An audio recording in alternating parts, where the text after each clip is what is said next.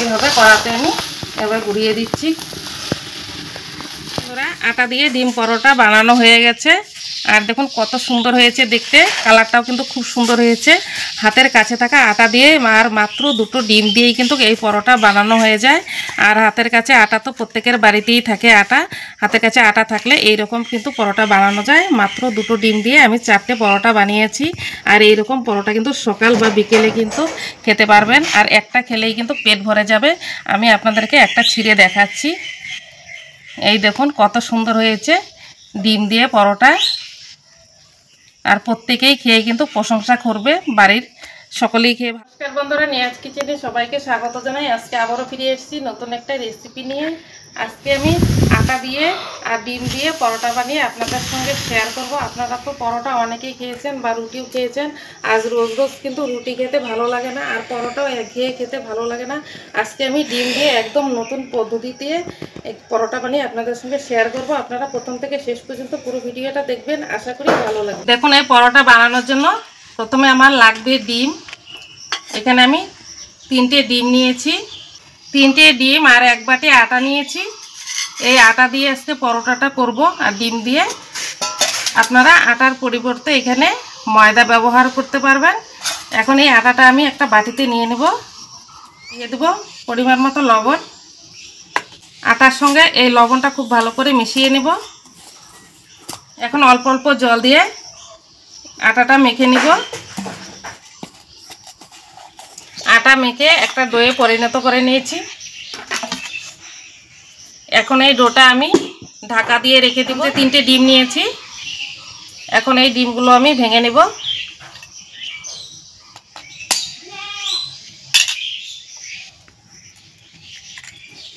তিনটে ডিমই আমি ভেঙে নিব। দেখুন বন্ধুরা, ডিমগুলো ভেঙে নিয়েছি। আর এখানে 2টো ডিম ঠিক ছিল, আর একটা ডিম ভেঙে খারাপ ছিল, সেটা আমি ফেলে দিয়েছি। ডিমটা খারাপ হয়ে গেছে, অতিরিক্ত গরমের দিন, তার জন্যই দোকান থেকে ডিম আনলে অনেক ডিমই খারাপ বেরিয়ে যায়। আমি 2টো ডিম দিয়েই করছি, আপনারা ডিমটা কম বেশি করে নিতে পারেন। আর এখানে নিয়েছি পেঁয়াজ কুচি আর কাঁচা লঙ্কা কুচি, এগুলো আমি ডিমে দিয়ে দিচ্ছি। দিয়ে দেব লবণ, হলুদ গুঁড়ো দিয়ে খুব ভালো করে চামচ দিয়ে মিশিয়ে নেব। ডিমের মিশ্রণটা বানানো হয়ে গেছে। এখন আটাটা যে মেখে রেখেছি ঢাকাটা খুলে নেব। এই ডোটা একটু ভালো করে মেখে নেব হাত দিয়ে। এখন এখান থেকে আমি লেচি কেটে নেব। 4টে লেচি কেটে নিলাম। এখন এখানে একটা বেলুনি নিয়েছি, একটা লেচি নিয়ে নেব।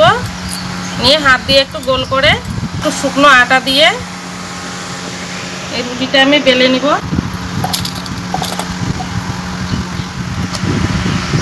একটা রুটি এভাবে বেলে নিয়েছি, আর বাকিগুলো এভাবে বেলে ভাজার জন্য রুটিগুলো বেলে নিয়েছি। এখন এগুলো আমি ভাজার জন্য উনুনে একটা তাওয়া বসিয়ে দিয়েছি। এই তাওয়াতে এখন আমি ভেজে নেব। একটা বাস হয়ে গেছে, এখন আমি উল্টিয়ে দেব। এখন আমি আবারও উল্টিয়ে দিচ্ছি। আর এটা এই রুটিগুলো বেশি ভাজা যাবে না, হালকা ভেজে কিন্তু নামিয়ে নেব। হয়ে গেছে।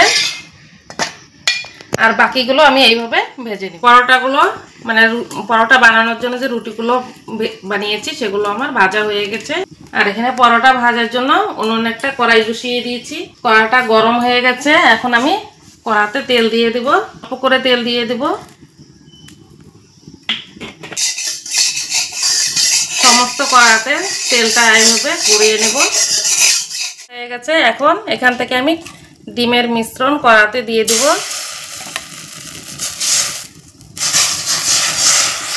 এইভাবে কড়াতে আমি এবার ঘুরিয়ে দিচ্ছি। এখন একটা রুটি নিয়ে আমি উপরে এইভাবে দিয়ে দিচ্ছি।